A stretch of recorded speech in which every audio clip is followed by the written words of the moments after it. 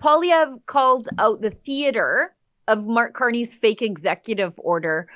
We don't do that here. They're called orders in council, and they have to go before the Governor General. Yep. But Mark Carney, he's been out of the country so long that maybe he doesn't understand how our parliamentary democracy works. And he, for a guy who's so anti-Trump, he sure appreciates the theater of Trump signing something for a photo op. Except when Trump signs something, it actually means something. Let's watch Poilievre pointing out what the media failed to do. They brought in a carbon tax in this law. This law is still in place, even though Mr. Carney has signed a fake executive order to hide the tax for 35 or 40 days leading up to the election. It is still in place, and it applies across the board. The tax is scheduled to go up 300% over the next 5 years, and hiding it for a few weeks will not change that. Furthermore, the full carbon tax also applies to industries like those here at Iveco. Iveco makes hot-rolled steel wire and steel billets, and these taxes drive up the cost of the entire domestic steel industry. Mr. Carney has said that he wants to expand the industrial carbon tax beyond the already eye-watering increases the government has passed into law. He specifically singled out steel in an interview he did on CTV. He said that Canadians don't buy steel, they don't need steel, and therefore it won't do any harm to tax steel. What even is steel? Although he did admit that the tax would drive up the cost of an automobile by just $200. I don't think anybody believes that. Remember when the Liberals told us that the earlier carbon tax wouldn't cost you anything? We learned later that that was not true. Carney's proposed shadow carbon tax will be bigger than Trudeau's carbon tax. And it's ultimately a trick. Hide the tax before the election and then bring it back bigger than ever after the election. This was a bad idea before the Trump tariffs. But now that Trump is hitting Canadian industry with a massive tariff, Carney is saying that he will impose a massive carbon tax on Canadian businesses. The combination of Trump's tariffs and Carney's carbon taxes would be a disaster for the workers behind me. Workers would lose wages, consumers would pay more. Money and jobs would leave Canada, making us even more dependent on the Americans, just like Trump wants. It reminds us of Carney's decision to move his headquarters out of Canada to the U.S. You know, Sheila, it's just amazing. I began by saying, does Carney think we're in the 19th century as opposed to the 21st century by meeting with the King of England? But now I'm thinking that Carney believes Canadians live in prehistoric times. He said we're in that the Stone Age. Yeah, we don't. We're not going to be affected by steel prices going up. Last time I looked, the major component of my red rocket was steel, and but maybe Carney thinks Canadians get along like Fred Flintstone and Barney Rubble. You know, their cars are made out of stone and wood. You know, Yeah. because I don't. This is a staggering, ignorant thing to say. And why isn't the mainstream media on him like a fat kid in a candy store on that ridiculous comment? Yeah, and Poilievre is right. Like, wouldn't you want to make the industries targeted by tariffs more economically viable? Wouldn't you remove the climate tariff if you could? Instead, they're actually adding one. Look at this goofy guy. Come on. You know, this is so ridiculous. Look at me. Now pick it up and show it like Trump does. If you're going to completely emulate him, go all the way. This is just theater. He removed the carbon tax, the consumer carbon tax, but he didn't remove it, by the way. Yeah. He's just hiding it by moving it upstream because they don't like you knowing it as a line item. They just want you to think, oh, it's just inflation. Everything costs more. Well, there's a reason everything costs more, and it's because that carbon tax is still there. It's just upstream. So it's not a line item on your gas bill anymore. And it's not removed, by the way. But wait a minute, Sheila, you mean to say that the industrial carbon tax, which is still a thing and is still going to go up exponentially, and it's going to be applied to farmers and truckers and warehouses and retail stores. Wait a minute, you're not suggesting they're going to pass along those costs to Canadians, are you? They would never do something like that, would they? It's basic economics, and Carney thinks Canadians are stupid. Like, business owners understand.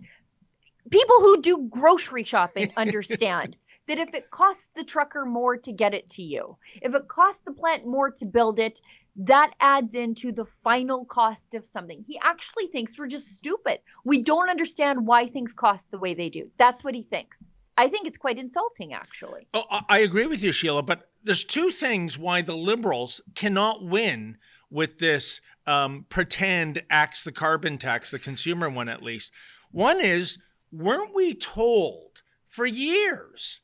And remember, Carney's been advising the Justin Trudeau Liberals since 2020. His messaging. Pardon me? It's his message. Oh, tell me it's not his messaging that was saying, oh, if you give us your money in the form of a carbon tax, we'll cycle it through the hands of 1,000 bureaucrats, do nothing to make it grow, and then give you back more at the end of the day. Exactly. With the carbon tax rebate, the last one is going out next month. But beyond that, Sheila, when he announced this carbon tax, closure, which is not, at the Liberal Leadership Convention a week ago Sunday, all the cheering, and I went, wait a minute. You guys, you Liberals were telling us it wasn't about the money, it was about Mother Earth. We have to save the planet, right? Right, this we should go hungry to save the planet. That 1.6% of global CO2 emissions Canada's responsible for, we have to eradicate that to net zero. So even though it'll be economically devastating, for the sake of planet Earth, we had to do it. Where did that narrative go, Sheila? I guess it vaporized with their polling data. Yeah. It left. The science changed when the polling did. We've got Stephen Guilbeault, who suddenly has become a proponent for removing the carbon tax in just a few short weeks. So he confirms that it's been reduced to zero, which is an important point because the carbon tax has not been eliminated. The carbon tax is still in effect. Right now, it's at zero, which means it could go back up to where it's supposed to be, according to the Liberals, if Mark Carney fares well in the next election, right? Like, it's still on the books. The rate is at zero right now. Let's hear from Stephen Guilbeault, who is suddenly a climate change denier. Prime Minister Carney can actually just get rid of the carbon tax like this? Well, basically, following a decision by Cabinet, the price, the consumer price on pollution will be brought down to zero. So it's a regulatory measure to bring the price to zero. So essentially, it's not a removal of it; it's just lowering the price of it. It's bringing it to zero. See? You're getting a carbon tax, friends. Yep. They just don't want it in effect when the Conservatives are trying to make it a carbon tax election. Sheila, I'm having deja vu in terms of Mr. Guilbeault being truth challenged. You might recall last year, Lincoln Jay and I went out to Peterborough to catch Mr. Guilbeault doing a presser. And I call him like I see him. I give him kudos for A, taking my question, and B, walking and talking with me en route to his vehicle, which was really my motive. I wanted to see what this guy drove to Peterborough in, or was, he doesn't do his own driving, of course. He's too important for that. And lo and behold, Sheila, it was a Toyota RAV4 SUV. Now, I asked him, why aren't you driving an EV, right? And his first answer was, last weekend I took the train from Montreal to Quebec. Can you imagine? So I said, no, but in the here and now, Mr. Guilbeault, with all due respect, you got here by driving inside a Toyota RAV4. And he got out and he pointed to the decal on the bumper that said hybrid. He says, but it's a hybrid. But you know what, Sheila? I'm a car guy, so don't kid the kidders, as they say down on the Midway. I said to Mr. Guilbeault, but sir, it's not a plug-in hybrid. That is what qualifies for a green plate in Ontario. And then he just, feet, do your stuff. That was the end of the interview. So this smoke and mirrors, this shell game, keep your eye on the right one. It leaves a lot to be desired. Oh, there, super producer Olivia has the evidence. Yeah. So all right. Anyhow, okay, let's. I'm trying to keep us on track. I've got a video of Stephen Guilbeault from October, so not like a gazillion years ago, like 4.5 months, 5 months ago. Stephen Guilbeault on the carbon tax then, when it wasn't a campaign issue. So let's hear how quickly he flip-flopped on the issue. If you're serious about climate change, if you're not serious about climate change, like Pierre Poilievre, then of course you don't want to do anything you don't want to put measures to fight climate change. And the planet and Canada can go to hell in a handbasket. He doesn't care. But if you're serious about fighting climate change, this is not the only way, but the best way. The best way of doing it. It should be the number one tool in your toolbox of fighting climate change. It's the best way, he said.